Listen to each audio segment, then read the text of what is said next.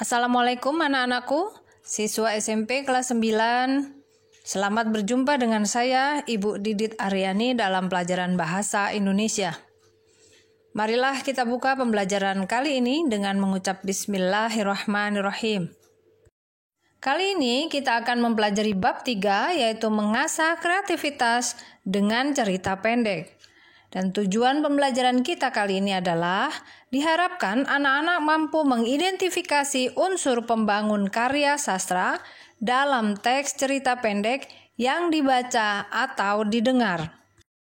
Untuk mencapai tujuan tersebut, kita akan mempelajari definisi, pembedaan, ciri-ciri teks cerpen, dan unsur-unsur pembangun teks cerpen. Berikut saya bacakan sebuah teks cerpen. Sekar menemukan bintang yang bercahaya dan berbau harum di taman itu. Ia begitu takjub karenanya. Diraihnya bintang itu, dibawanya bintang itu pulang. Di perjalanan pulang, ia pamerkan bintang itu kepada siapapun yang ditemuinya. Orang-orang pun ikut bangga pada keindahan dan harumnya bintang itu. Sampai di rumah, digantungnya bintang itu di sebuah pohon yang tumbuh di jalanan di depan rumahnya. Karena cahayanya yang sangat terang, bintang itu menerangi seluruh rumah Sekar, bahkan sampai ke ruang yang paling dalam di rumah itu. Waktu berlalu, 20 tahun sudah bintang itu menerangi rumah Sekar.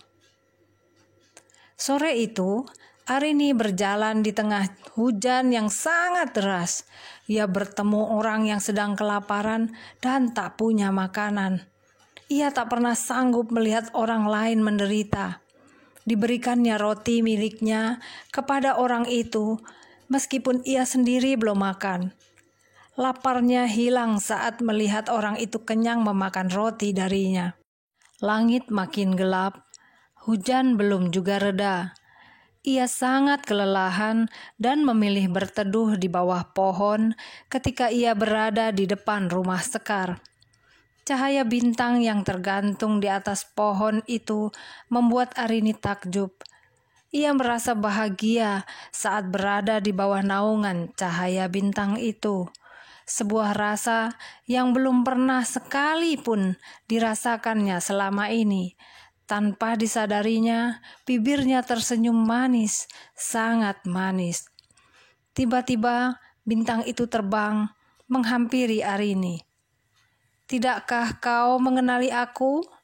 tanya bintang itu pada Arini. Arini keheranan. "Maaf, apa maksudmu?" Arini balik bertanya sambil mengernyitkan dahinya. "Berarti selama ini aku tak ada artinya bagimu. Kau bahkan tak mengenali aku," jawab bintang itu dengan nada sedih. Arini semakin bingung. "Maaf, aku tak mengerti maksudmu. Maafkan aku juga karena tak mengenalimu dan membuatmu sedih. Apakah kita pernah bertemu sebelumnya?" jawab Arini merasa bersalah. 20 tahun yang lalu, akulah bintang milikmu. Aku berada di langit di atas rumahmu. Aku menerangi jalan di depan rumahmu karena aku tak ingin melihat kakimu terantuk batu di jalan itu saat gelap. Aku juga bahagia saat melihat kau sampai dengan selamat ke tempat yang kau tuju karena cahayaku. Aku mengagumimu saat pertama kali melihatmu. Aku bangga pada kecantikan hatimu yang selalu meminjamkan kebahagiaanmu kepada orang lain. Kau bahkan lupa cara membahagiakan dirimu sendiri. Aku memang tak pernah berkata sepatah pun tentang kekagumanku padamu. Di mataku, kau adalah mutiara yang berkilau. Bahagia rasanya menjadi bintang bagimu. Tetapi aku merasa tanganku tak akan sampai untuk merengkuhmu. Aku memutuskan untuk bersembunyi di balik awan saat kilaumu semakin terang dan kau tak lagi butuh cahaya dariku. Hingga suatu hari, Sekar menemukanku di taman. Aku tak berdaya. saat Sekar membawaku dan menggantungku di pohon depan rumah ini. Ia tak pernah bertanya, siapa pemilikku? Papar bintang itu. Arini mendekat ke arah bintang itu. Aku berutang budi padamu. Kau banyak berjasa padaku. Aku sangat berterima kasih untuk itu. Bagaimana aku harus membayar utang budiku? Sekali lagi, maafkan aku. 20 tahun yang lalu, aku tak bisa mendengar suaramu, bukan karena tak ingin mendengar suaramu. Bagaimana mungkin aku bisa mendengar kata-kata yang memang tak pernah kau ucapkan? Aku tak bisa melihatmu, bukan karena tak sudi melihatmu. Bagaimana mungkin aku bisa melihat kau yang sengaja bersembunyi di balik awan? Aku juga tidak mungkin membawamu kembali ke langit di atas rumahku. Bagaimana dengan Sekar? Rumahnya akan gelap jika kau pergi. Aku tak mau melihatnya bersedih. Lagi pula, aku bukan pencuri, ucap Arini sambil menangis. Jika kau membawaku kembali ke langit di atas rumahmu, kau tidak sedang mencuri, karena sebenarnya aku memang milikmu. Tetapi aku akan tetap berada di pohon ini. Melihat kau makin berkilau seperti ini, itu sudah cukup bagiku, Arini. Waktuku tak banyak lagi. Ini adalah satu-satunya kesempatan bagiku untuk bicara denganmu. Setelah ini, aku tidak akan bisa bicara selamanya. Jangan lupa, bahagiakan selalu dirimu. Pesan bintang itu kepada Arini. Hujan mulai reda. Orang-orang mulai banyak yang lalu lalang. Mereka melihat saat Arini dan bintang itu berbincang dan berdekatan. Karena itu, orang-orang itu mulai bergunjing bahwa Arini hendak mencuri bintang milik Sekar. Selama ini, orang-orang hanya tahu bahwa bintang itu adalah milik Sekar. Mereka tidak tahu cerita yang sebenarnya. Bahkan, mereka menambahkan bumbu sehingga gunjingan mereka terasa makin sedap. Gunjingan itu makin meluas dan makin berbumbu pekat. Gunjingan itu pun sampai ke telinga Arini. Arini sedih, sangat sedih. Ia memilih diam dan tak ingin menjelaskan apapun yang sebenarnya terjadi pada mereka. Orang-orang itu semakin leluasa menghujat Arini. Arini tak tahan lagi. Saat orang-orang itu berkumpul di sebuah ruangan dan sedang sibuk menggunjingnya, Arini menyeruak ke tengah-tengah mereka. Baiklah, saya akan menjelaskan apa yang sebenarnya terjadi, teriak Arini di tengah-tengah mereka. Saya hanya mau menjelaskan apa yang sebenarnya terjadi pada orang yang tidak pernah berbuat dosa satu kali pun dalam hidupnya. Hanya orang yang tidak pernah berbuat dosa yang berhak mendengar penjelasan saya. Hanya orang yang tidak pernah berbuat salah yang berhak menggunjing saya. Adakah di antara kalian yang tidak pernah punya salah? Adakah di antara kalian yang tidak punya dosa? Tanya Arini dengan nada tinggi. Orang-orang itu terdiam. Kenapa diam? Teriak Arini lagi. Tak ada satupun yang bisa menjawab Arini. Mereka menunduk lama. Dalam hati, mereka menyadari bahwa tak satupun manusia yang tak pernah berbuat salah dan dosa. Mereka menyadari bahwa mereka tak berhak menghakimi orang lain karena dirinya sendiri juga tak bersih dari dosa. Arini pergi dari tempat itu sambil menahan tangisnya yang hampir pecah. Definisi cerita pendek. Dalam teori pengkajian fiksi karangan Burhan Nurgiantoro dijelaskan bahwa cerpen adalah sebuah cerita yang selesai dibaca dalam sekali duduk, kira-kira berkisar antara setengah sampai 2 jam. Menurut H.B. Yasin, cerpen adalah sebuah cerita singkat yang harus memiliki bagian terpenting yaitu perkenalan, pertikaian, dan penyelesaian. Menurut J.S. Badudu, cerpen adalah cerita yang hanya menjurus serta terfokus pada satu peristiwa saja. Pembedaan cerita pendek.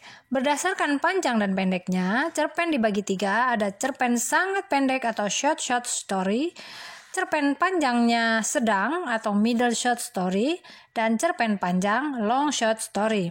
Berdasarkan tema dan isinya, cerpen terbagi 3 yaitu cerpen anak, cerpen remaja, dan cerpen keluarga. Ciri-ciri cerita pendek. Panjang karangan lebih kurang 10 halaman. Habis dibaca sekali duduk, hanya ada satu peristiwa yang menguasai jalan cerita, terdapat konflik tetapi tidak menimbulkan perubahan nasib pelaku, dan perwatakan tokoh dilukiskan secara singkat. Unsur pembangun teks cerita pendek terbagi 2, ada unsur intrinsik atau unsur yang berada di dalam cerita pendek, dan unsur ekstrinsik atau unsur yang berada di luar cerita pendek. Unsur intrinsik cerpen ada tema, latar, tokoh dan penokohan, sudut pandang, alur, amanat. Sementara unsur ekstrinsik adalah latar belakang pengarang, latar belakang masyarakat, dan nilai-nilai. Tema adalah ide atau gagasan dasar yang melatar belakangi keseluruhan cerita yang ada dalam cerpen. Judul tidak sama dengan tema. Contoh, cerita dongeng yang berjudul Malin Kundang itu bertema anak yang durhaka. Bukankah tidak sama Malin Kundang dan anak yang durhaka? Kemudian tema bisa dijadikan judul, tetapi judul belum tentu tema. Latar atau setting mengacu pada waktu, suasana, dan tempat terjadinya cerita. Tokoh adalah pelaku yang terlibat di dalam cerita. Protagonis adalah tokoh atau pemeran utama dan mempunyai sifat yang baik. Antagonis adalah tokoh yang juga pemeran utama dan menjadi lawan dari tokoh protagonis. Tokoh antagonis memiliki watak yang negatif seperti iri, dengki, sombong, angkuh, congkak, dan sebagainya. Tritagonis adalah tokoh penengah antara protagonis dan antagonis. Tokoh ini biasanya memiliki sifat yang arif dan bijaksana. Figuran adalah tokoh pendukung yang memberikan tambahan warna dalam cerita. Penokohan. Penokohan adalah penentuan watak atau sifat tokoh yang ada di dalam cerita. Penokohan disampaikan dengan 2 metode. Pertama, metode analitik. Penulis menyebutkan watak tokoh secara langsung, seperti keras kepala, penakut, pemberani, pemalu, dan sebagainya. Watak tokoh tersebut ditulis langsung oleh penulis. Kemudian yang kedua, metode dramatik. Penulis menyampaikan watak tokoh secara tersirat atau tidak langsung. Biasanya disampaikan melalui tingkah laku si tokoh di dalam cerita. Sudut pandang, yaitu strategi yang digunakan oleh pengarang cerpen untuk menyampaikan ceritanya. Ada 3 macam sudut pandang. Yang pertama, sudut pandang orang pertama pelaku utama. Pengarang ikut main dalam cerita sebagai tokoh aku dan sebagai tokoh utama. Sudut pandang orang pertama pelaku sampingan. Pengarang ikut main dalam cerita sebagai tokoh aku, tetapi hanya sebagai pelaku sampingan. Sudut pandang orang ketiga, pengarang tidak ikut main dalam cerita sebagai tokoh, melainkan sebagai pencerita yang serba tahu. Pengarang berperan seperti dalang dalam pewayangan, dan para tokoh dalam cerita disebutnya sebagai dia. Alur disebut juga plot. Tahapan-tahapan alur, yang pertama tahap perkenalan, kedua penanjakan, ketiga klimaks, keempat antiklimaks, dan kelima penyelesaian. Jenis alur, yakni alur maju. Jalan cerita yang urut, runtut, sesuai tahapan-tahapannya. Dimulai dengan perkenalan, situasi rumit, konflik, puncak konflik, dan penyelesaian konflik. Alur mundur, jalan cerita tidak urut. Bisa saja penulis menceritakan konflik terlebih dahulu, setelah itu menengok kembali peristiwa yang menjadi sebab konflik itu terjadi. Amanat atau moral value adalah pesan moral atau pelajaran yang dapat kita petik dari cerita pendek. Di dalam suatu cerita pendek, pesan moral biasanya tidak ditulis secara langsung, melainkan tersirat dan akan bergantung sesuai pemahaman pembaca tentang cerpen tersebut. Unsur ekstrinsik cerpen. Pertama, latar belakang masyarakat, yaitu faktor lingkungan masyarakat sekitar yang memengaruhi penulis dalam membuat cerpen. Di antaranya ideologi negara, kondisi politik, kondisi sosial, kondisi ekonomi, dan sebagainya. Nilai-nilai yang terkandung dalam cerpen diantaranya nilai agama, nilai sosial, nilai moral, nilai budaya, nilai pendidikan, dan sebagainya. Latar belakang pengarang yaitu faktor dari dalam diri penulis yang mendorong penulis dalam membuat cerpen. Di antaranya riwayat hidup penulis, kondisi psikologis penulis, aliran sastra penulis, dan sebagainya. Demikianlah penjelasan tentang definisi, pembedaan, ciri-ciri, dan unsur pembangun teks cerpen. Terima kasih atas perhatian anak-anak. Jika masih ada hal yang belum kalian pahami, silakan kalian bertanya melalui portal belajar atau melalui WhatsApp group. Untuk mengukur kemampuan mengidentifikasi unsur pembangun cerpen, silakan anak-anak mengerjakan soal yang telah Ibu siapkan di portal belajar dan mengirimkan jawabanmu melalui portal belajar dari akun kalian masing-masing. Kerjakanlah tugasmu dengan jujur, cermat, dan penuh tanggung jawab. Selamat bekerja!